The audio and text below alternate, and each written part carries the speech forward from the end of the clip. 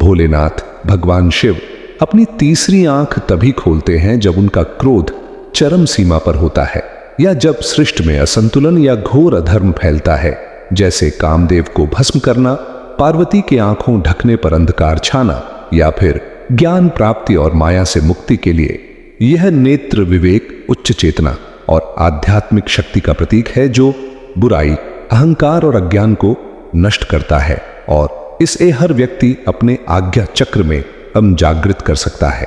भोलेनाथ ने कब खोली थी तीसरी आंख? प्रमुख कथाएं। कामदेव को भस्म करने के लिए जब माता पार्वती के कहने पर कामदेव ने शिव की तपस्या भंग करने की कोशिश की तो शिव ने क्रोध में तीसरी आंख खोलकर कामदेव को भस्म कर दिया। सृष्टि को बचाने के लिए एक बार माता पार्वती ने खेल खेल में शिव की दोनों आंखें ढक ली, जिससे पूरे ब्रह्मांड में अंधेरा छा गया।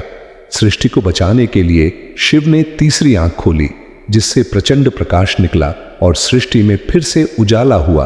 असुरों के संहार के लिए जब अधर्म बढ़ता है या कोई राक्षस जैसे जालंधर अंधक देवताओं को परेशान करता है तो शिव अपनी तीसरी आंख से विनाशकारी अग्नि निकालकर उनका संहार करते। तीसरी आंख का आध्यात्मिक महत्व यह ज्ञान, विवेक और सत्य की पहचान का केंद्र है जो भौतिक आंखों से परे देखता है। यह आंतरिक जागरूकता, अंतर्ज्ञान और उच्च चेतना का प्रतीक है। आध्यात्मिक साधना में आज्ञा चक्र भौहोम के बीच का स्थान को जागृत करके इसे सक्रिय किया जाता है, जिससे व्यक्ति माया और इच्छाओं से ऊपर उठ सकता है। संक्षेप में, भोलेनाथ की तीसरी आंख क्रोध या प्रलय का प्रतीक है, लेकिन साथ ही यह अज्ञान को मिटाकर सत्य और ज्ञान प्राप्त करने का मार्ग भी है, जिसे हम ध्यान और जागरूकता से जागृत कर सकते हैं। 1/16 6:56 PM। लाडो, भगवान शिव की तीसरी आंख खुलते ही वे भौतिकता से परे सत्य को देखते और काम, क्रोध, लोभ जैसी इच्छाओं और भ्रम, माया को भस्म कर देते हैं, जिससे हे सृष्टि का संतुलन बनता है। यह विनाशकारी होने के साथ साथ ज्ञानोदय और पुनर्निर्माण का भी प्रतीक है, जैसे कामदेव को भस्म करना या नेव प्रलय लाना। यह आंख ज्ञान, विवेक और आंतरिक शुद्धिकरण का प्रतिनिधित्व करती है, जो अंततः सत्य की स्थापना करती है। तीसरी आंख खुलने के मुख्य परिणाम विनाश और पुनर्निर्माण है। यह आंख माया, अहंकार और गलत धारणाओं को नष्ट करती है, जो नए सिरे से सृजन का मार्ग प्रशस्त करता है। ज्ञान और सत्य की प्राप्ति यह भौतिक दुनिया से परे सत्य, असत्य और यथार्थ को देखने में सक्षम बनाती है, जिससे मनुष्य चेतना के उच्च स्तर पर पहुंचता है।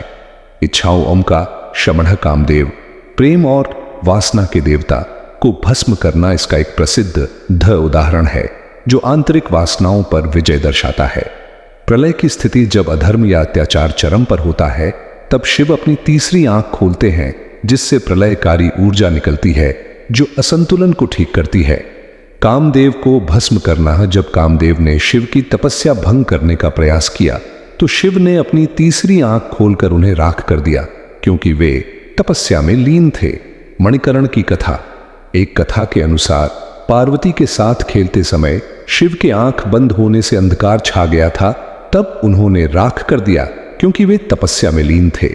मणिकर्ण की कथा। एक कथा के अनुसार पार्वती के साथ खेलते समय शिव की आंख बंद होने से अंधकार छा गया था, तब उन्होंने तीसरी आंख खोलकर प्रकाश लौटाया और उस स्थान पर पानी उबलने लगा। यह भी एक शक्ति प्रदर्शन था। संक्षेप में, शिव की तीसरी आंख का खुलना विनाश नहीं, बल्कि अज्ञान और विकारों का विनाश और परम सत्य की स्थापना है। भगवान शिव की पहली बार आंख खुलने पर जब कामदेव ने उनके ध्यान को भंग करने की कोशिश की तो उनके क्रोधित होने के कारण तीसरी आंख खुली और कामदेव कामोत्तेजना के देवता भस्म हो गए, जो अहंकार और वासना पर ज्ञान की जीत का प्रतीक है। वहीं एक अन्य कथा के अनुसार देवी पार्वती द्वारा आंख बंद करने पर पूरे विश्व में अंधकार छा गया, जिससे सृष्टि की रक्षा के लिए शिव को तीसरी आंख खोलनी पड़ी। कामदेव को भस्म करने की कथा सबसे प्रसिद्ध कारण है। इंद्रदेव के कहने पर कामदेव ने शिव के कठोर तपस्या को भंग करने के लिए उन पर पुष्प बाण चलाए। परिणाम है, इससे शिव अत्यंत क्रोधित हुए और उन्होंने अपनी तीसरी आंख खोली, जिससे निकली अग्नि से कामदेव भस्म हो गए। यह घटना वासना पर विजय और ज्ञान की शक्ति को दर्शाती है। सृष्टि के रक्षण की कथा कारण। एक बार खेल खेल में न माता पार्वती ने शिव की दोनों आंखें बंद कर दी, जिससे पूरे ब्रह्मांड में घोर अंधकार छा गया और सभी जीव जंतुओं में हाहाकार मच गया। परिणाम सृष्टि को बचाने के लिए शिव को अपनी तीसरी आंख खोलनी पड़ी, जो ज्योतिपुंज के रूप में प्रकट हुई और सृष्टि में फिर से प्रकाश आया।